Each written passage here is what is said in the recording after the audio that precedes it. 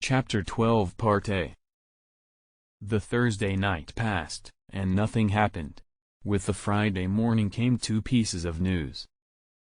Item the first, the baker's man declared he had met Rosanna Spearman, on the previous afternoon, with a thick veil on, walking towards Frizinghall by the footpath way over the moor. It seemed strange that anybody should be mistaken about Rosanna, whose shoulder marked her out pretty plainly, poor thing, but mistaken the man must have been, for Rosanna, as you know, had been all the Thursday afternoon ill upstairs in her room. Item the second came through the postman.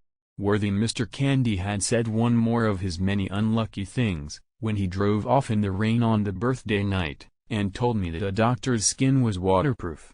In spite of his skin, the wet had got through him. He had caught a chill that night, and was now down with a fever.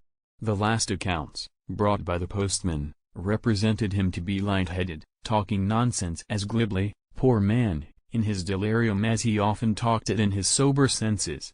We were all sorry for the little doctor, but Mr. Franklin appeared to regret his illness, chiefly on Miss Rachel's account. From what he said to my lady, while I was in the room at breakfast time, he appeared to think that Miss Rachel, if the suspense about the Moonstone was not soon set at rest, might stand in urgent need of the best medical advice at our disposal. Breakfast had not been over long, when a telegram from Mr. Blake, the elder, arrived, in answer to his son. It informed us that he had laid hands, by help of his friend, the commissioner, on the right man to help us. The name of him was Sergeant Cuff, and the arrival of him from London might be expected by the morning train. At reading the name of the new police officer, Mr. Franklin gave a start. It seems that he had heard some curious anecdotes about Sergeant Cuff, from his father's lawyer, during his stay in London. "I begin to hope we are seeing the end of our anxieties already," he said. "If half the stories I have heard are true, when it comes to unraveling a mystery, there isn't the equal in England of Sergeant Cuff." We all got excited and impatient as the time drew near for the appearance of this renowned and capable character.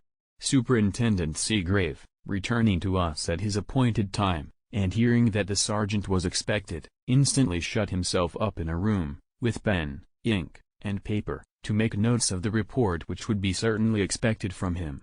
I should have liked to have gone to the station myself, to fetch the sergeant.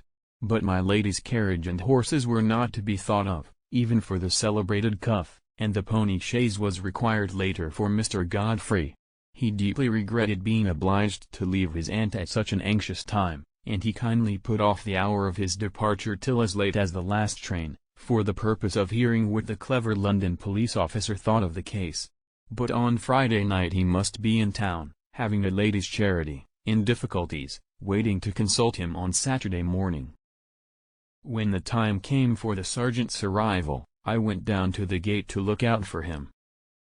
A fly from the railway drove up as I reached the lodge, and out got a grizzled, elderly man, so miserably lean that he looked as if he had not got an ounce of flesh on his bones in any part of him.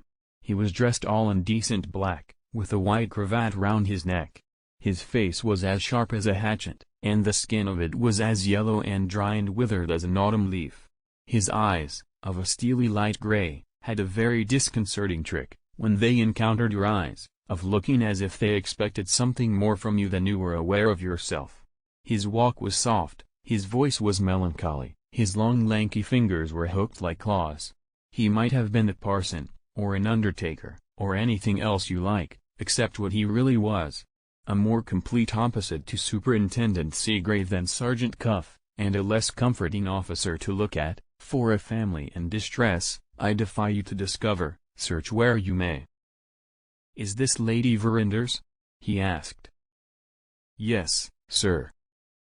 I am Sergeant Cuff." "This way, sir, if you please." On our road to the house, I mentioned my name and position in the family, to satisfy him that he might speak to me about the business on which my lady was to employ him. Not a word did he say about the business, however, for all that. He admired the grounds, and remarked that he felt the sea air very brisk and refreshing. I privately wondered, on my side, how the celebrated Cuff had got his reputation.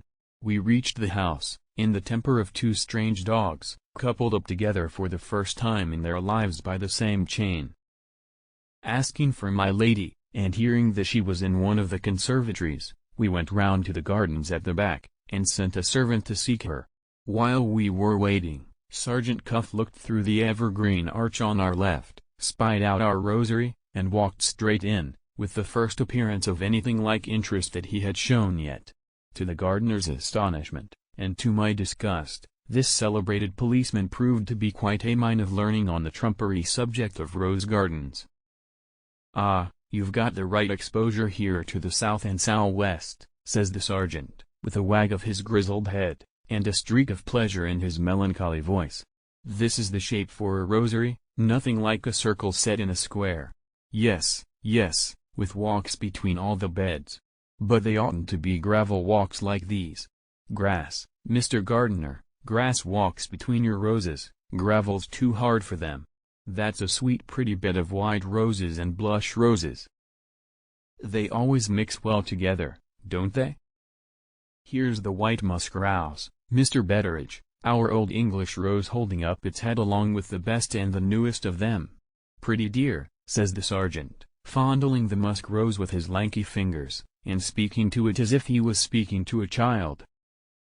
This was a nice sort of man to recover Miss Rachel's diamond, and to find out the thief who stole it.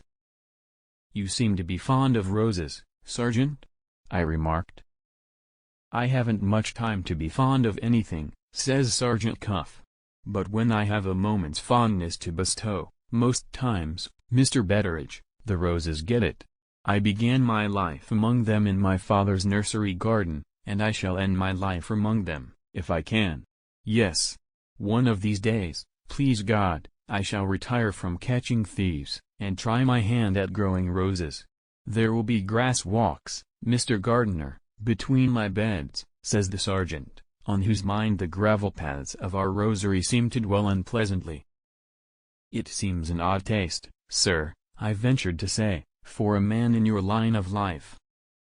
"If you will look about you, which most people won't do," says Sergeant Cuff, "you will see that the nature of a man's tastes is, most times, as opposite as possible to the nature of a man's business. Show me any two things more opposite one from the other than a rose and a thief, and I'll correct my tastes accordingly, if it isn't too late at my time of life." "You find the damask rose a goodish stock for most of the tender sorts, don't you, Mr. Gardener?" "Ah, I thought so. Here's a lady coming." "Is it Lady Verinder?" He had seen her before either I or the gardener had seen her, though we knew which way to look, and he didn't. I began to think him rather a quicker man than he appeared to be at first sight. The sergeant's appearance, or the sergeant's errand, one or both, seemed to cause my lady some little embarrassment. She was, for the first time in all my experience of her, at a loss what to say at an interview with a stranger. Sergeant Cuff put her at her ease directly. He asked if any other person had been employed about the robbery before we sent for him, and hearing that another person had been called in, and was now in the house, begged leave to speak to him before anything else was done.